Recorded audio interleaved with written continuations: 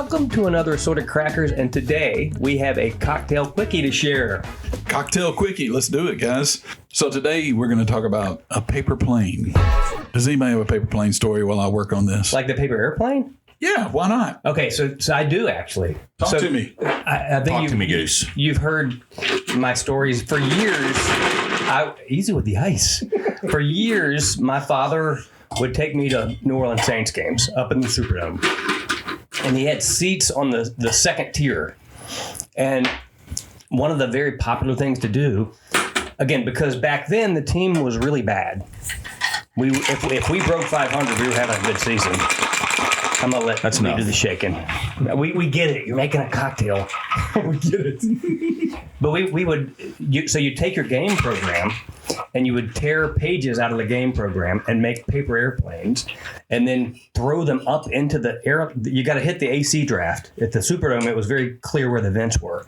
But if you hit that AC draft just right, your plane would drift all the way down through the rafters and onto the field. And if you were really good, you could disrupt the play. You could literally like hit the huddle. And so the people in our section would take turns throwing paper planes onto the field. And, again, it was a great way to pass the time while the Saints were sucking. So that's my experience with paper planes. I assume there's no paper involved in this cocktail, Lee. Is that? That would be correct. This cocktail contains 3/4 an ounce of bourbon. Mm-hmm. 3/4 of an ounce? Yeah. How about an ounce? Okay. Let's just go ounce. Let's round up. Who does fractions anymore? Yeah, fractions. Don't cheat us here. Don't cheat us here. Let's go. Let's. It's equal parts. Yep. That's the best part about this. It's super easy to make. So it's go 1 ounce bourbon, 1 ounce Aperol, 1 ounce Amaro Nannino.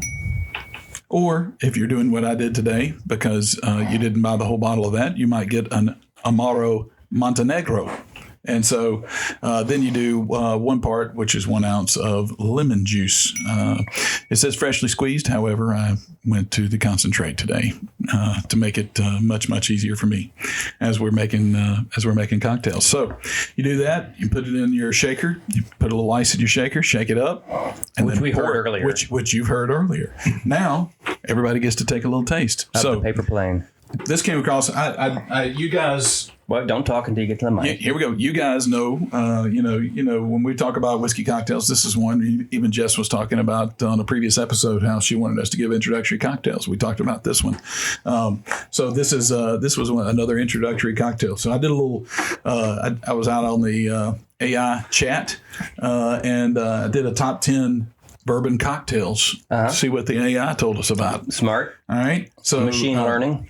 So far in our Quickie cocktails, we've covered the old fashioned. Yep. You will hear one soon on the Manhattan. Yep. You will hear something. That was number 2. You will hear something on the paper plane was number 5. Mm-hmm. The Gold Rush was number 6. Coming soon. All right.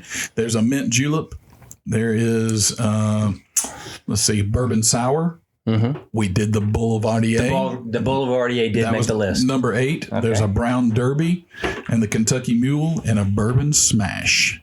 Okay. All of those soon to come to a Quickie cocktail to you.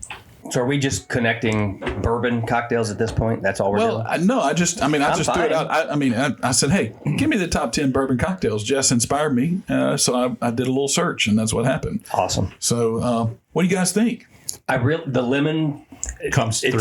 It takes a minute to adjust your palate to the lemon because it's kind of tart, puckery. It's kind of tart, but I really like it as the lemon kind of dies off. I really do. Now you threw an ingredient out there that I've never heard of. What's in those little bottles? Amaro Montenegro. It sounds amazing. What the hell is it? Why would you ask such hard questions? My gosh. You hit me with the word, what cut is the chuck roast from on the previous episode. So this is where's your Google? Hit your Google, buddy. All right, so I have a question while we're looking that up. I know it's a liqueur, what was your favorite? And I'm going to say it's Italian. But what was your favorite paper airplane to make? Oh, I always made jets. Well, you couldn't make a prop plane with a paper airplane. You probably could, but it'd be a lot of work. Good answer, Wilson.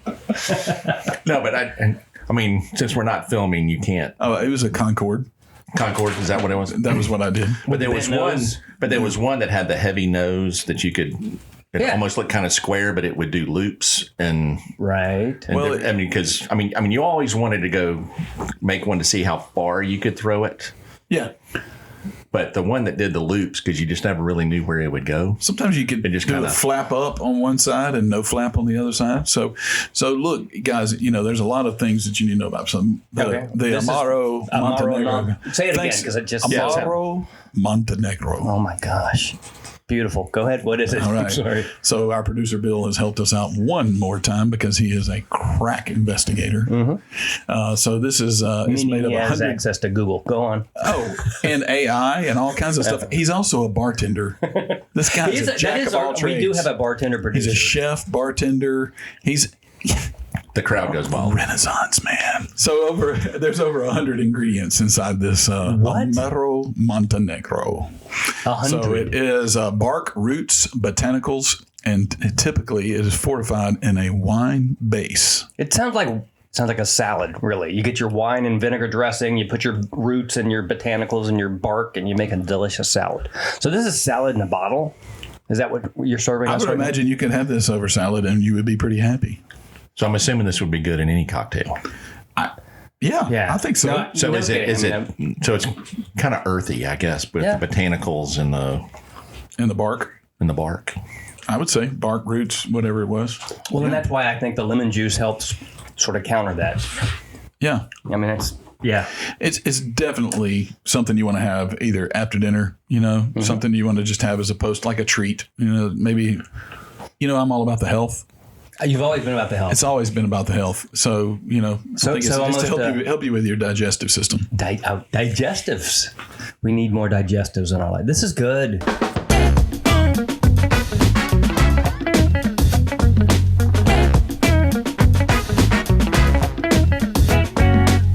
Lee, one of the things that we agreed to if we're going to do a cocktail quickie is we throw out sort of a conversation starter question to talk through as we enjoy and sip. Okay. So what's it going to be? It's your cocktail, your call. Well, crickets. Crickets. Wilson can throw it out if you're.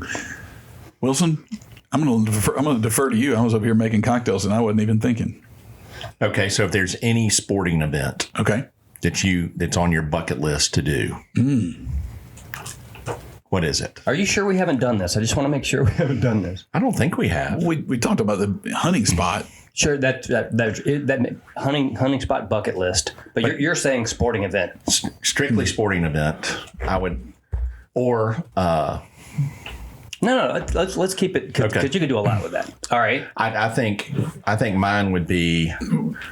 I think mine would be the Army-Navy game. Ooh. I mean, just the pomp and circumstance that goes along with that. All the cadets marching in. Yeah.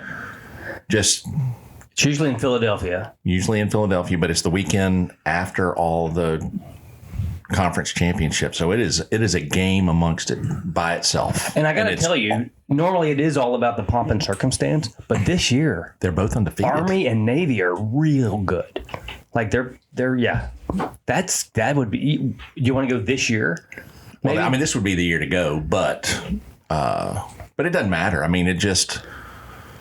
I just think Army Navy is.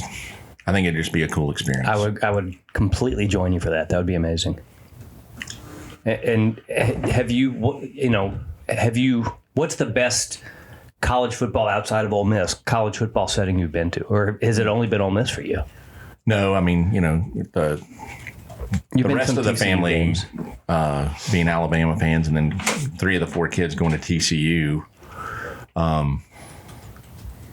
How did that happen? How did you send 3 kids to TCU? Well, John went first, and I think having the girls go visit, they were like, "Oh, this is a fun big city," and there's the campus is tight knit, small, like it was. Yeah, so I mean, when we went to Ole Miss, right? When I took John the first time, it reminded me a lot of Ole Miss when we were there. 10,000 students, all right there together. You can walk everywhere.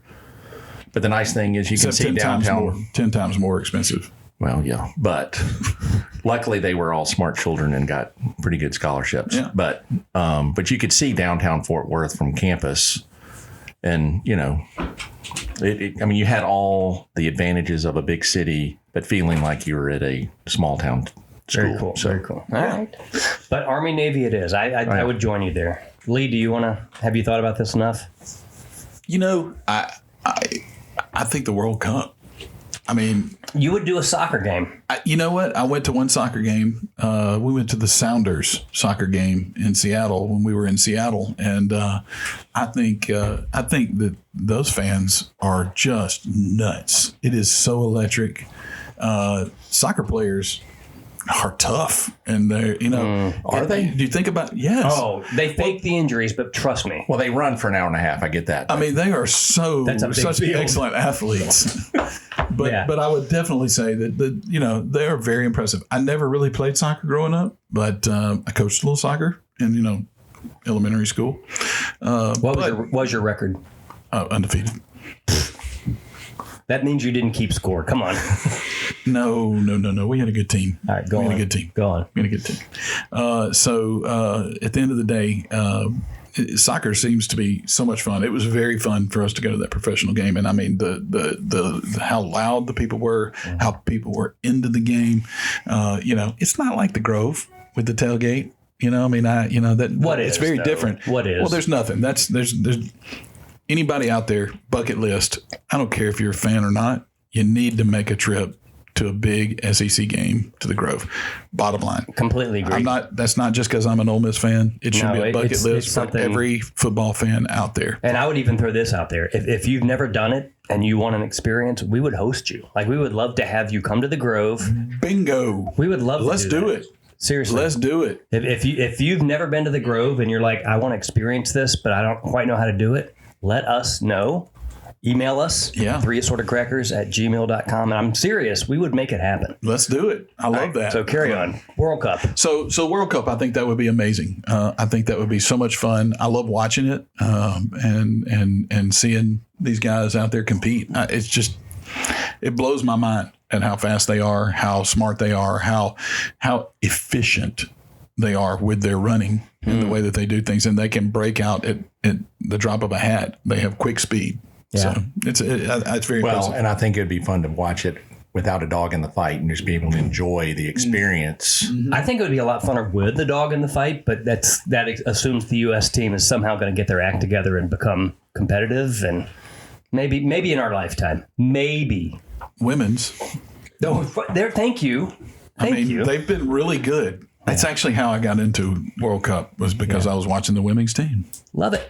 So I hate to be redundant, Yeah. but I grew up playing soccer, and I've always loved it. It's a beautiful game, and I've always loved it, and I've always felt like it was underappreciated.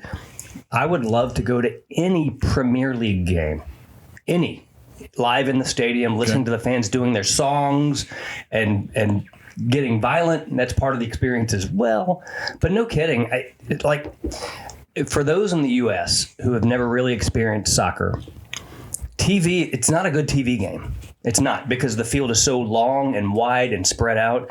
Camera work doesn't really help you appreciate what happens when the ball is at the feet of an amazing athlete and they're looking for open space and they're playing to the gaps and they're looking for runs. I mean, it's just, you can see it set up, and the fans can see it set up. As an offense is starting to set up its push, the fans see it coming, and the swell of excitement.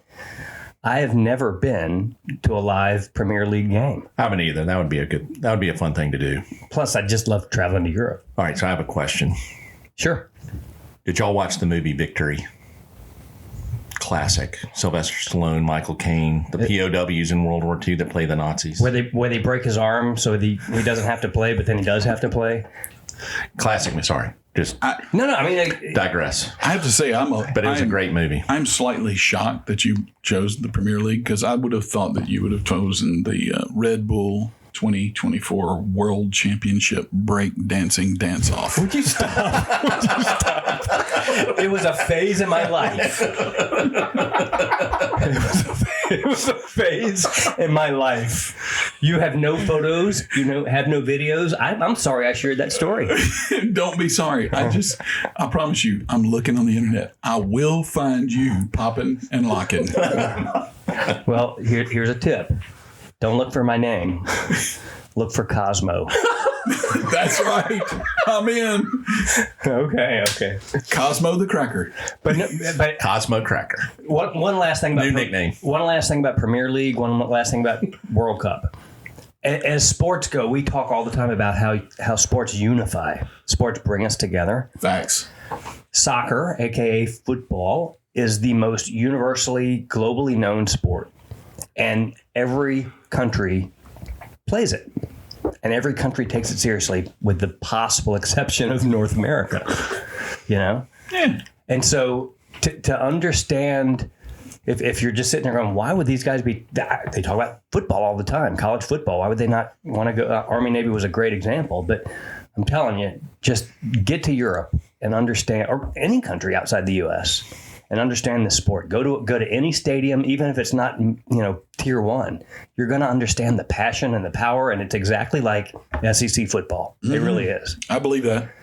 So I would love to do that. Good discussion. Bucket list trip for sure. And good paper airplane. What do we call this? Paper plane. Just a paper plane. This is nice. It's pretty tasty. Very light. Good summery drink. Got my digestives on. Yeah. This is feeling good. That's right. All right. Well, thank you, Lee, for bringing this forward. Thank you, everybody, for listening. And if you're interested in sharing your ideas for what a cocktail you'd like to share on a future Quickie, you can email us. Again, 3assortedcrackers@gmail.com. And we're willing to try something that is not necessarily bourbon, because we are always looking for new flavors. Absolutely. You know why? We're not afraid to try new flavors. Love it. And we don't want to go stale. Hear, hear. Don't forget the Instagram, 3 Assorted Crackers. We'd love to interact with you there also. Bye, everyone.